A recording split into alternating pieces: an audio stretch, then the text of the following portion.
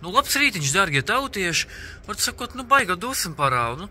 Latvijai pieņemts tā, ka, tu aizej uz darbiņu, tu novergo 13 stundas bez apstājas, bez pauzēm, bez toaletes, tur bez kaut kādām liekām darbībām.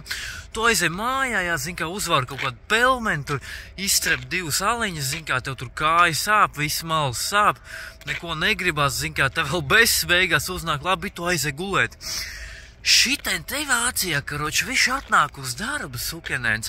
Viņam ir brokastiņas jāpēd sākumā. Tad viņš aiziet kaut ko padara, tad viņam ir otrās brokastiņas, tad viņš atkal kaut ko padara. Tad ir pusdienu pauzes stunda, Un šitā te 8 stundas, un tā reālā tīrā darba viņam ir 3 stundas tikai bijuši. Tur pa vidam ir 15 pīpauzes, un tā tālāk, un joprojām.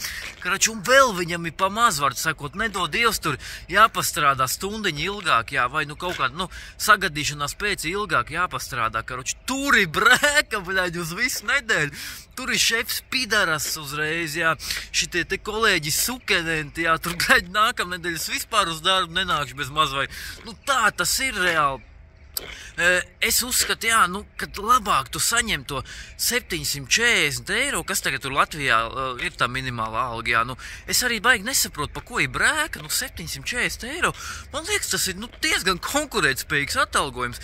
Tu vismaz zini, ka tu nevienam dirs neslaizīs, neesi prasījis algas pielikumu, skraidīs tur šefam no pakaļas, tur glaimojas, kaut ko tur smaidīs, Priekš kam tas viss ir vajadzīgs? Tu saņem savu bruto neto aldziņu, un viss tev ir mierīgs prāts, tev ir režīms. Šeit, 13,90 eiro stundā, tūlīt minimāla alga no 2026. gada Vācijā būs. Ej, tu dirst, tas ir pārāk daudz, un tā reālā darba ir tikai 3 stundas dienā, nospļauties, latvieši. Es uzskatu, ka mēs nenovērtējam to, kas mums ir dots.